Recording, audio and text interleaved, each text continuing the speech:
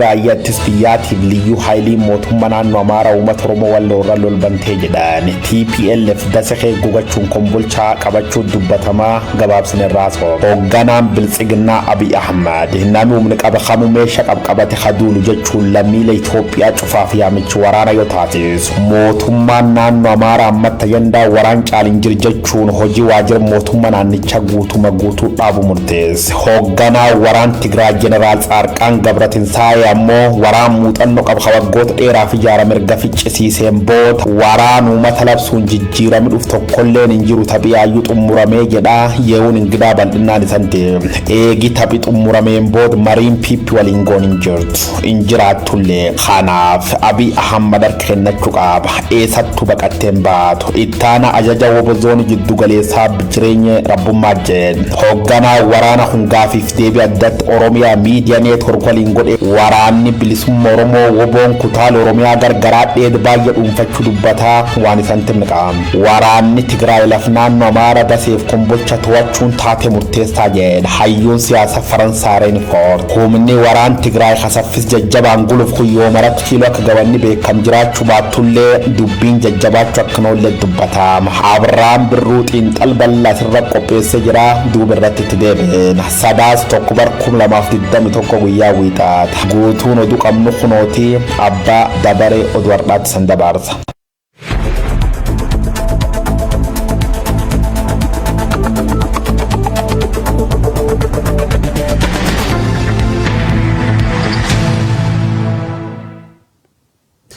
Kutaalee addunyaa irraa hordoftan martuu nageenyi keenya sana dhaqqabu ashamaa akkam jirtu daawwattoota OMN oduuwwan sa'aatii kana qabannee dhiyaannee jirra Abrahaam Birruutu oduu sunitti himama.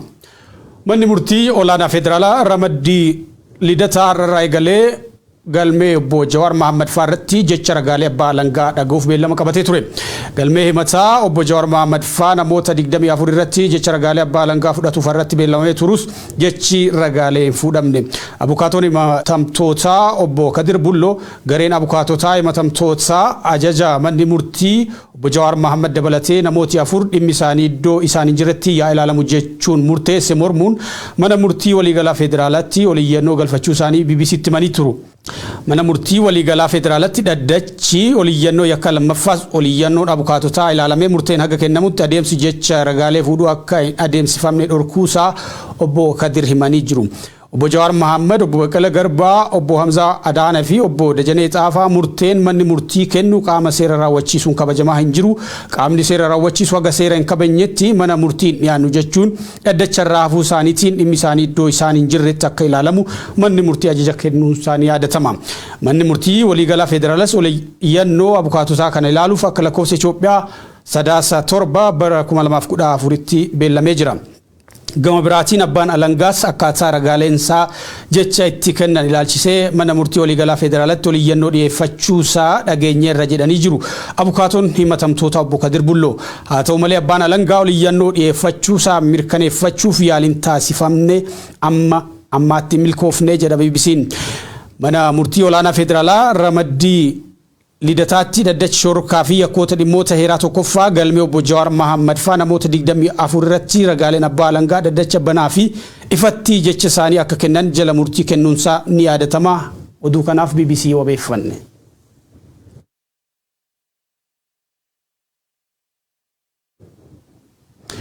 Mootummaan Abiy Ahmad lubbuu lammiilee qulqulluu kan ficcisiisee itti gaafatama jalaa waan hin baaneef harka kennachuu qabaa jedha ajajaa ittaanaan waraana bilisummaa Oromoo zoonii giddugaleessaa jireenyaa rabbummaa.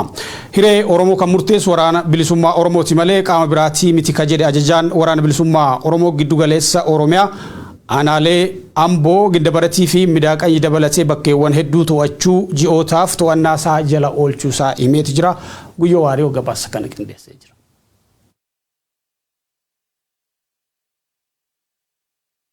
Eega taphi xumurameen booda mariin piippi waliin goon hin jirtu hin jiraatullee kanaaf Abiy Ahmad harka kennachuu qaba eessattuu baqateen bawaan taateef ittaan ajaja wobozoon jiddu galeessaa jireenya rabbummaa jedhe. Akkuma walumaanuu argaa jirru qaamaan keessa jirra akka beeknutti sirna Itoophiyaa impaayera kun impaayera duute impaayera kana duuteef immoo warri boo'ichi hin galchuu kan du'e awwaalu amma awwaalcha tafee Itoophiyaa waraa waliitiin tortorurree filmaan nama lafa jeessu jira. Mootummaa naannoo Amaaraatiif garee federaalaa humnittis Tigraayitiif waraan bilisummaa Oromoo garee tan lamaantu wal qoraasuu jira. Kaaba gar jiddu galeessaatti liixa.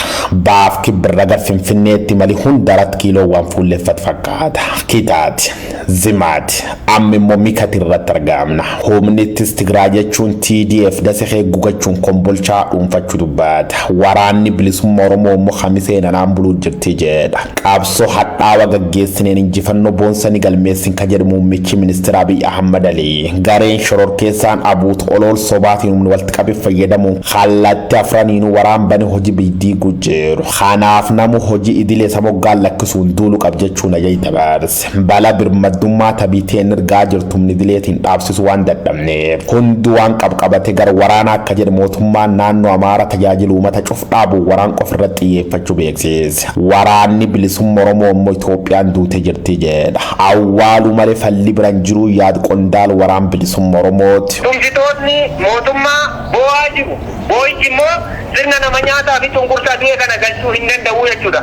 Kanaafuu furmaanni isaa maali? Awwaaluu qofa. Awwaaluudhaaf immoo waraanni bilisummaa Oromoo itti jira jechuudha. Humnittis Tigraay gar kaaba gulaanii loltoota mootummaa baay'ee puush godhuu dubbatama. Magaal dasee dabalatee bakka hedduu baay'ee qabachuusaa dubbatama.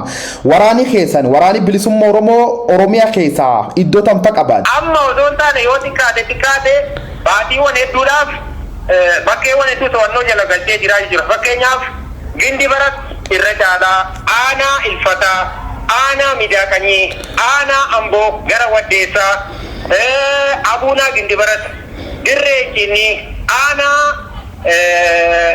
Jibaat, Tayyoo, magaalaa xixiqqoo kan mootummaa waraanni mootummaa haga ta'e keessa jirturraa kan hafe waraanni bilisummaa Oromoo dhuunfannoosaa jala oolfataa ture amma immoo daranuu jabeessee itti jira jechuudha. Mootummaan Itoophiyaa yeroo ammaatti deddeebiin waliigaltee biyyaalessaa tolchuuf karoorfadhee jedhee olii gaduu taaluu jira. Waliigaltee mootummaan biyyaalessaa godhuuf kan akkamiin laaltan hin fudhattanii san? Nagaatti namanna nagaa fiduudhaaf qawwee kaafne jechuudha. Mootummaan kun immoo karaa nagaadhaan mariidhaan gattaa'ee ni taasisaa yoo jenne hin taasisu waan waliin beeknu jechuudha. Dhaabbatii Maark Zuukarberg hammaan tammaqa kampaanii isa meettaa jijjiirate waraanii bilisummaa Oromoo dhaabbilee hamoo jechuun fuul feesbuukii akka hin fayyadamne isa nugguree jira. Waan kan dhageette yoo dhageettammoo asirra waan jette qabda. Cuufuu danda'a garuu qawwee waraana bilisummaa Oromoo yoomillee hin tufamu hin ugguramu akkuma tufamutti jira akkuma injifatutti akkuma diina ajjeesu akkuma booji'utti jira kanaafuu Facebookiin cufame dhiifame miidhaa akka qabaatu qabaatellee waraanni bilisummaa Oromoo sanaaf yaaddoo qabu jechuudha. Ayya haala Itoophiyaan kee jirti laalchistee dhaamsi gabaabaan ati mootummaa bulchuuf dabarsitu yoo jiraate kanumaan xumurra. Uummata kanarratti daba seenaa akka kanaa dalagee waan inni ta'u waan inni itti baqatu hin jiru. Harka kennachuu qaba yoo harka kennate furmaatinni baqatee lafa inni naqu hin jiru kuyyoo. Waraanni bilisummaa Oromoo sochii kallattii hundaan gara Finfinneetti taasisuu cimsee itti fufuu beeksiseeti jira. Waboon gama kaaban socho'u godina addaa saba Oromoo Wallootti humnoota sirna bilisiginnaa tiksan waliin lolatti turuu kan hime wayita ta'u magaalota Kamisee fi Sanbateetti hidhamtoota manneen hidhaa sirnichaatti dararamaa turanii kuusaa dubbii himaan abaa'oo waboo idil addunyaa odaa tarbii ibsanii jiru. Waraanni bilisummaa Oromoo gama lixaatiinis sochii guutummaatti lafa Oromiyaa bilisa baasuuf eegale jabeessuun aanaalee lixa Oromiyaa garaagaraa to'annoo isaa jala oolchaa jiraachuu ibseeti jira. Waraanni kun magaalaa Gidaamii guutummaatti erga to'atee booda hawaasa waliin mariin taasifamuu ajajaa olaanaa waraana bilisummaa Oromoo Marroo Dirribaas sirnicha irratti argamuun haasawaa taasisuu odaa tarbii ibsanii jiru. Ajajaa olaanaan waraana bilisummaa Oromoo Marroo Dirribaa haasaa taasisaniin imalli waraanni bilisummaa Oromoo yeroo ammaatti itti jiru kallattii hundaanuu gara Finfinneetti ta'uu ibsanii jiran. Gama birootiin waraanni bilisummaa Oromoo waraana bilisummaa Gaambeellaa waliin ta'uun humna haaraa lixa Oromiyaatti leenjisaa ture eebbisee jira. Sirna eebbaa kanarratti ajajaan waraana bilisummaa Gaambeellaa Gaatluwaak Bu'oom waraanni waloon leenjii kun eebbaaf qaqqabutti ka gammadan ta'uu ibsuun tumsa waraanni bilisummaa Oromoo fi ajajaa waraana bilisummaa Oromoo Marroo Dirribaa waraanni bilisummaa Gaambeellaa akka jabaatuuf taasisaa turaniif galateeffatanii jiru.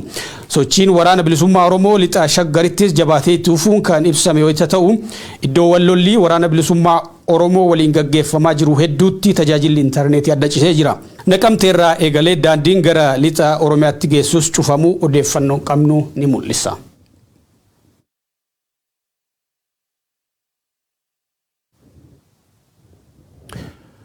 Wayita waraanni waggaa baranaa kaaba Itoophiyaa Tigraayitti eegalamee dhiibee giddugala biyyaatti ce'aa jiru kanatti waamichi duulaa fi labsii murtoowwan garaagaraa gama mootummaatiin itti fufanii jiru.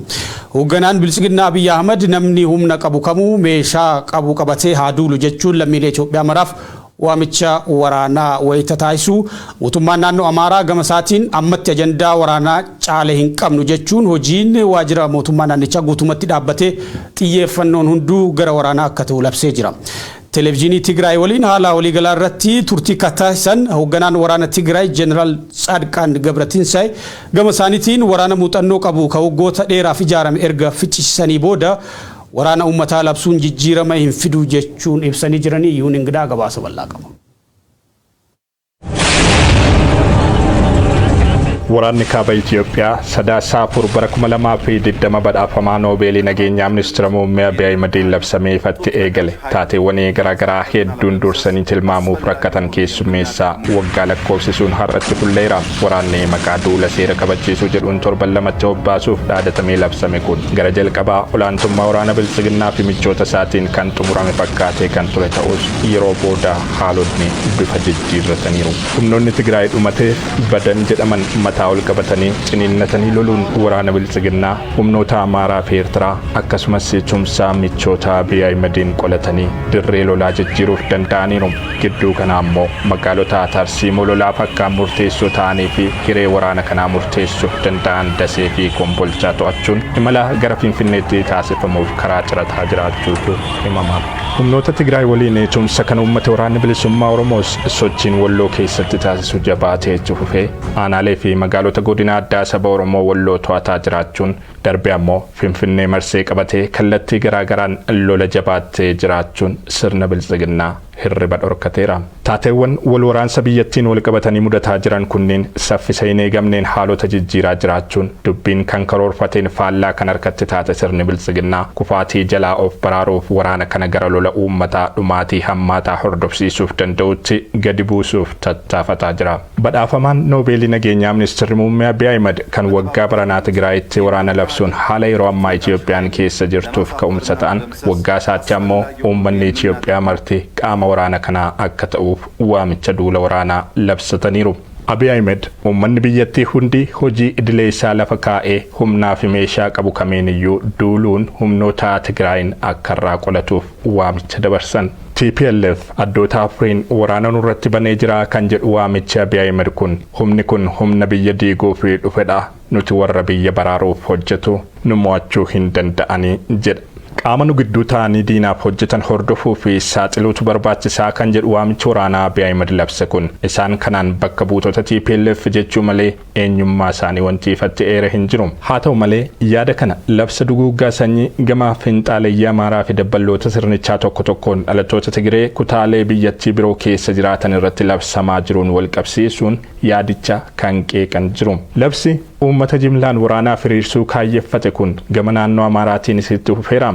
Waraanni kun dhimma jiraachuu fi jiraachuu dhabuutii kan jedhu naannoon Amaaraa yeroo ammaa ammoo haala jiru adeemsa baratameen qolachuuf hin dandeenyu jechuun labsaa tattamaa murtoowwan garaagaraa of keessatti hammate labsateera. Murtoowwan darban saglanii keessaa mana hojii mootummaa kamittiyyuu hojiin bifa idileen hojjetamu dhaabbatee bajannii fi waa hundee gara duula waraana kana qolachuuf taasifamuutti haa naanna'uu kan jedhu isa ijoodha. Konkolaattonni waajjiraalee mootummaa naannichaa fi kan dhuunfaa hunduu yeroo barbaadametti duulaaf akka of qopheessan qaamni mootummaa fi kan dhuunfaan hidhate hunduu hidhannoo isaa duulaaf akka oolchu uummanni naannichaa hundi wal gurmeessee lola kana akka qolatu magaalota naannoo Amaaraa kamittiyyuu galgala sa'aatii 2 hanga barii sa'aatii 12tti sochiin kamiyyuu akka hin jiraanne murtoowwan jedhan labsaa hatattamaa mootummaa naannoo Amaaraatiin darbe kana keessatti hammatamaniiru. Murtoowwan kunniin mootummaan naannichaa akka mootummaatti socho'uuf haala isan dandeessisnirraa gahuu kan mul'isanidha jedhu xiinxaltoonni. Waamichi waraanaa uummata jimlaan waraanaaf hiriirsuuf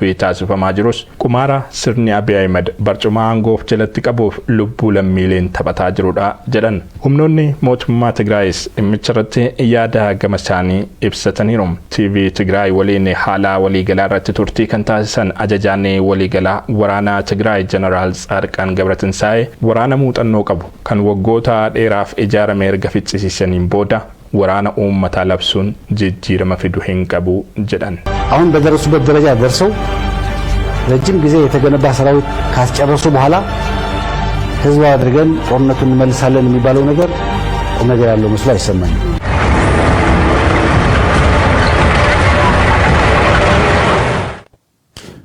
Oduma walqabatuun muddama keessa ka jiru gareen bilisiginaa Oromiyaa Oromoon hundi bahee humna TPLF akka qolatu jechuun waamicha godhee jira. Waamicha kana kan dhiyeessan hoogganaan waajjira paartii bilisiginaa damee Oromiyaa obbo Fiqaaduu Tasammaa yoo ta'an uummanni Oromoo wareegama qaaliidhaan waggoota 3 darbaniif TPLF aangorraa kaasuu yaadachiisanii humni kun deebi'ee aangorraa nu kaasuuf waan jedhuuf uummanni ammallee bahee nu birmachuu qaba jechuun qeerroo fi qarree Oromiyaatiif waamicha godhan. Ibsa kanaan bilisiginaan ammas dargaggoonni Oromoo raayyaa ittisa biyyaatti akka makamanii waraana kana nurraa qolatan jechuu waamicha godhee jira. Haa ta'u malee dargaggoonni Oromiyaa 70 caalan ji'oota dura raayyaa ittisa biyyaatti makamanii kan turan yoo ta'u irra caalaan ijoollee kana waraana kaaba Itoophiyaatiin dhumuu fi booji'amuu yeroo garaagaraatti gabaafamaa ture.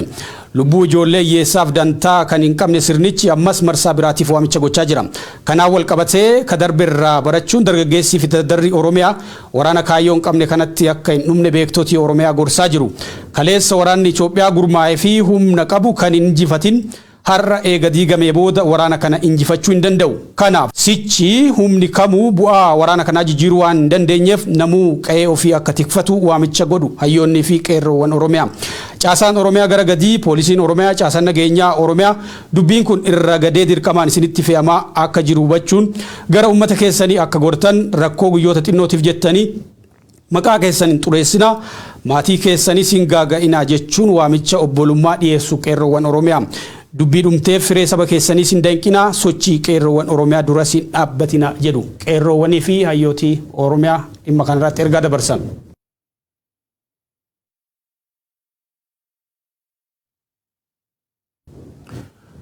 Humni raayyaa ittisa biyyaa fi liyyuu haayilii naannoo Amaaraa uummata Oromoo Walloo irratti lola banee jira jedhu jiraattonni.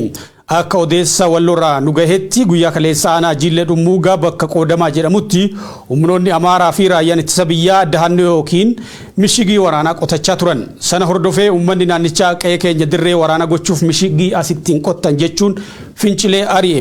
Humnoonni kunneen ofirra deebi'uun Shawaroobitti deemuun meeshaa guddaa fi konkolaattota waraanaa akkasumas siinotiraakiidhaan fe'achuun gara Sanbatee darbuun ammas irra deebiin dahannoo waraanaa qotatan.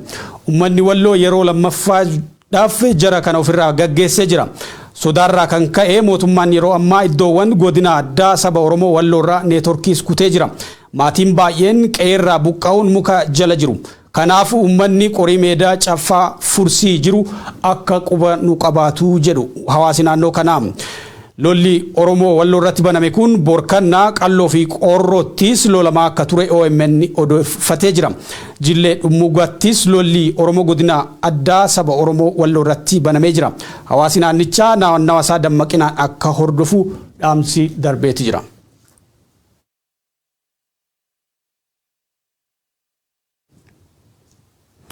Odeessa keenya xumuraatiin waraanni Tigraay lafawwan naannoo Amaaraa Dasee fi Kombolchaa to'achuun waraanni sadarkaa murteessaarra ga'uu akeekaa jedhu hayyuun siyaasaa Itoophiyaa itti dhiyeenyaan beekan hayyuun siyaasaa Faransaay René Fort. Taatullee humni kun gaafa kam 4 kiiloo akka ga'u wanni beekamu hin jiru jedhanii jiranii xiinxala isaanii kunooti. René Fort jedhama. Namni kun qorataa siyaasaati. Lammii Faransaay yoo ta'u, siyaasa Itoophiyaa jaarraa walakkaa oliif itti dhiyeenyaan nama qorachaa ture. Siyaasa Itoophiyaa fi biyyoota Saaraa gadi ilaalchisee qorannoowwan gadi fagoo qorachuudhaan kan beekamu Reneen kanarratti artikilootaa fi qorannoowwan baay'ee maxxansee jira. Barruu gabaabaa lola kaaba Itoophiyaa irratti miila naqoreen akkana jedhee eegala. Magaalonni naannoo Amaaraa Dasee fi Kombolchi qabamuun waraana kanaaf murteessaadha. Bara 1991 gaafa dargiin kufuu waraanni Ihaadig Dasee erga qabatee booda Finfinnee galuudhaaf guyyoota muraasa qofa itti fudhate jedhee yaadachiisa. Raayyaa ittisa biyyaa Itoophiyaa muddamaan deebisanii ijaaruuf yaaliin godhame fashalaa'ee jira jedha hayyuun kun. Immoo raayyaan amma jiru humna Tigraay waliin wal hingituu jedha. Amma booda waraana raayyaa ittisa biyyaa jabaa ijaaruuf ji'oota hedduu fudhataa ka jedhu namni kun olaantummaan humnoota Tigraay yeroo giddugaleessaatiif ni turaa jedha. Lola kaabaa kana dura dhaabbachaa kan turan garee liyyuu haayilii naannoo Amaaraatii fi Faannoo jedhaman ta'uu kan kaasu Reeneen jarri kun raayyaa ittisa biyyaa Itoophiyaatiin walaleeltee jirtii jedha keessumaa naannawa Daseetti.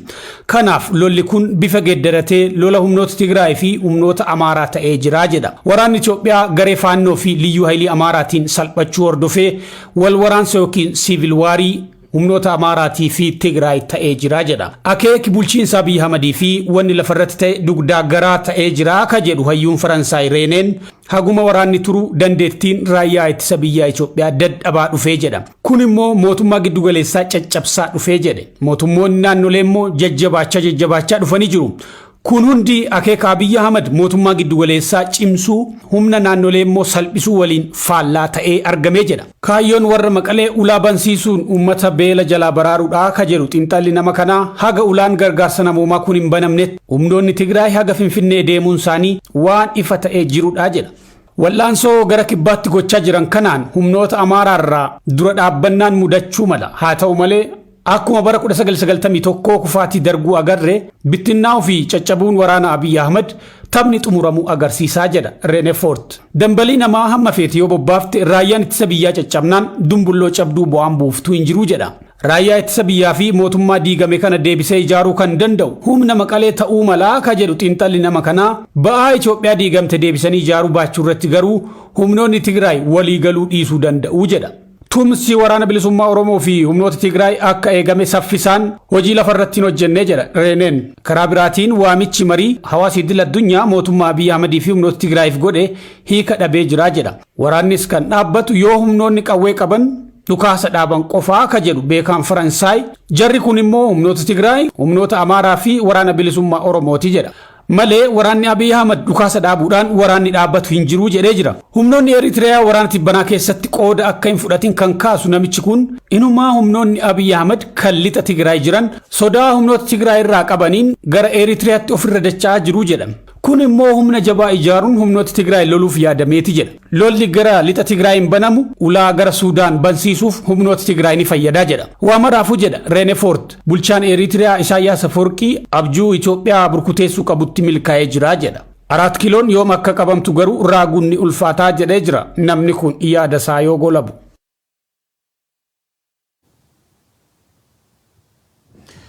Daawwattoota OMN oduuwwan sa'aatii kanaaf qabannee goolabneeti jirra. Oduu fi odeeffannoowwan OMN irra deebitanii daawwachuu barbaadan YouTube yookiin Facebook OMN deemtanii daawwachuu dandeessu. Karaa biraatiin immoo warri smartphone yookiin bilbila smartii qabdan applicationii OMN Global jedhu buufachuudhaan oduu fi odeeffannoowwan OMN isin biraan ga'u yeroo kamittuu argachuu dandeessu waan daawwattaniif ulfaadhaa isiniif.